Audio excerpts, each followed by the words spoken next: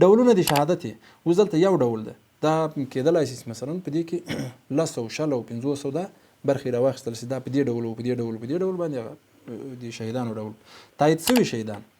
تر اوسه پورې دې ډلګۍ مشر یو شهید تایید کړی دی، که نور شهیدان هغې برخې ته ورپسې راځي. بله برخه د ریاست برخه ده. له ریاست نه هدف د جهادي ارزښتونو محترم ریاست ده، چې دلته دغه مینیو کې نوم ډېر غټ نشي ځکه مې دا معلومات دغسې لنډ راخیستي. دلته بیا خپاره شوي شهیدان 56 نفره دي، یعنی ټول شهیدان 56، خو د جهادي ارزښتونو د ریاست له لوري یو شهید تایید شوی دی. بیا همغه ډلګۍ مشرانو ته ورته کیسه ده، په څو ولایتونو کې یو ولایت ده او د څو ډلګۍ مشرانو شهیدان یې تایید کړي دي. دلته چې کله کلیک پې باندې کوو هغه برخه چې راخلاصوو سي مثلا دا د پلانکي ډلګۍ هغه شهید تایید شوی دی. ولایتونه چې ثبت شوي دلته د پکتیکا یو شهید یې تایید کړی، دا هسې د نمونې په ډول باندې، یعنې تر اوسه پورې دوی هېڅوک نه دي تایید کړي، دا د نمونې په ډول باندې رااخلو چې که تایید یې کړي نو ترتیب به یې دغسې وړي. دا بیا په وروستو کې کله چې سایټ موږ نشر ته ورکوو، دا ویډیو چې نشر ته ورکوو، دا مکمل صفا کوو او دې برخه کې موږ دغسې شی نه پرېږدو.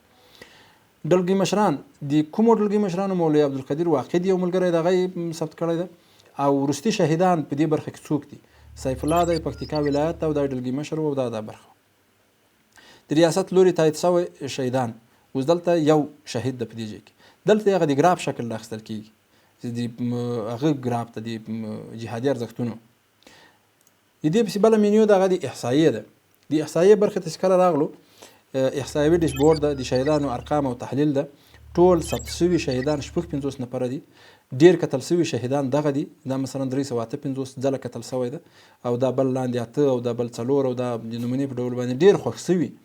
هر یو شهید چې کلم یو څوک راغی معلومات یې وکتل، هغه خوښولی شي، یو لایک یو نښان ورکولی شي چې دا شهید ما خوښ کړی ده. دا بیا دوه شیان به راځي، یو هغه د شهید د ډېرو کتنو په برخه کې به حسابېږي، او بله برخه یې دا ده چې هغه د هغه شهید د ځان سره ساتي مثلا د وروستو لپاره.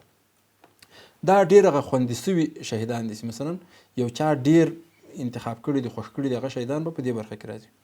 اوس دلته د ولایتونو له مخې دا هر یو رنګ د یو ولایت نمایندګي کوي. مثلا پکتیکا کې 3 نفره شهیدان دي. اوس دلته راځم د بل خوست ولایت کې 2 نفره شهیدان دي، د بل لغمان ولایت کې 2 نفره شهیدان دي.